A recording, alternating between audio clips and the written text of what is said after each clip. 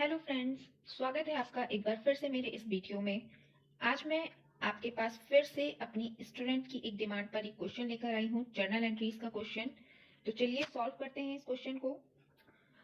हमारा क्वेश्चन है past journal entries for the following transaction, जिसमें से हमारा जो पहला ट्रांजेक्शन है वो है purchased machinery for 20,000 and paid 200 for its carriage.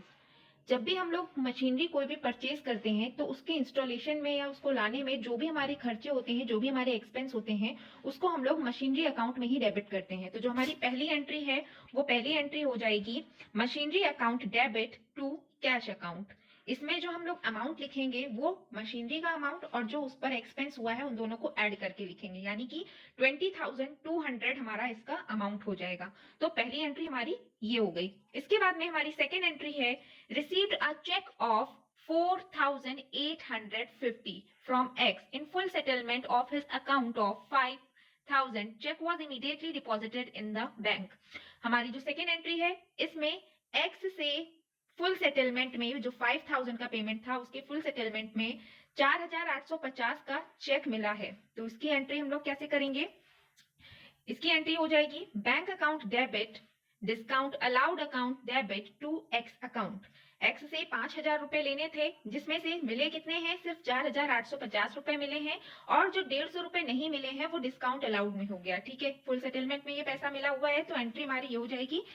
हमने ये अज्यूम किया है, अज्यूम नहीं किया है, हमारे क्वेश्चन में ही ये चीज दी हुई है कि जो बैंक है, हम ये मानकर चल रहे हैं कि बैंक जो है, बैंक में जो चेक है वो उसी दिन डिपॉजिट कर दी गई है, इसीलिए हम लोग बैंक के अकाउंट को डेबिट कर देंगे 4,850 रुपए से, और डिस्काउंट अलाउड अकाउंट को भी हमें डेबिट करना है 150 रुपए से, और एक्स का जो खाता है उसको 5,000 रुपए से क्रेडिट करना है।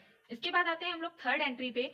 थर्ड एंट्री हमारी बोल रही है received by cheque a first and final payment of 60 पैसा in a rupee from Y who owned us 10,000।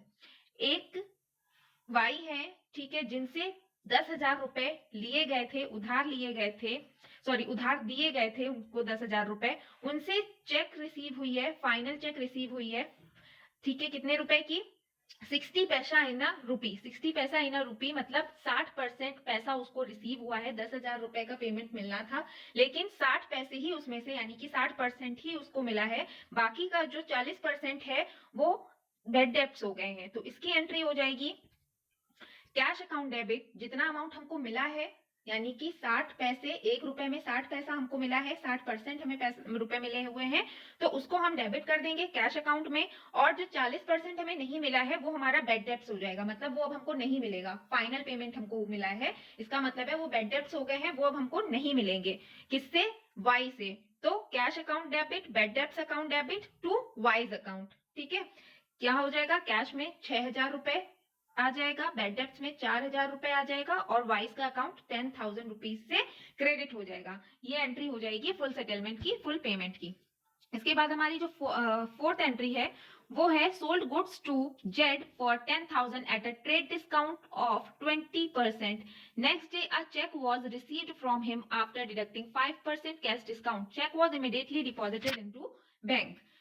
Z से 10,000 रुपए का जो है, जेड को 10,000 रुपए का जो गुड्स है वो सेल किया है, जिसमें से जो ट्रेड डिस्काउंट था हमारा कितना था? 20% का था, और जो हमारा गुड्स है वो कितने का है? 10,000 का है।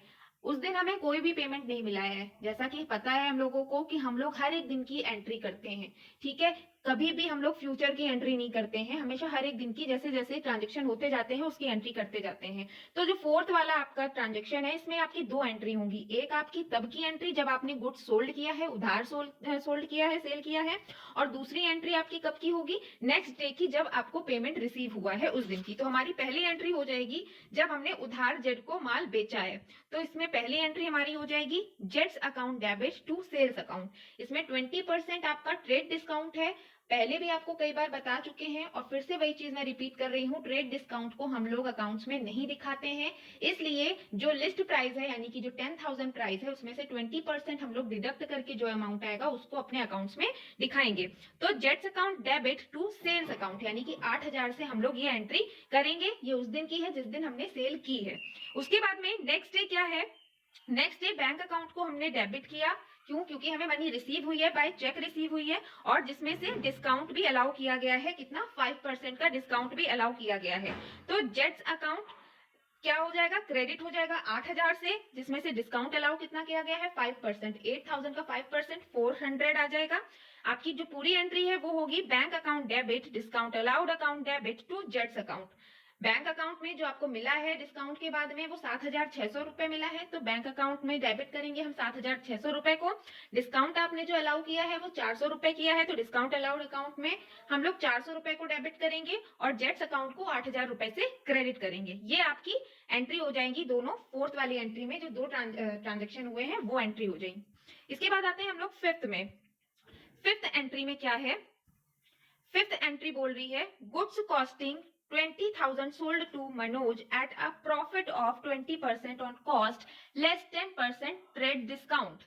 इस एंट्री को करने के लिए हमें कुछ वर्किंग नोट भी करना पड़ेगा। उसको पहले देखते हैं हम लोग।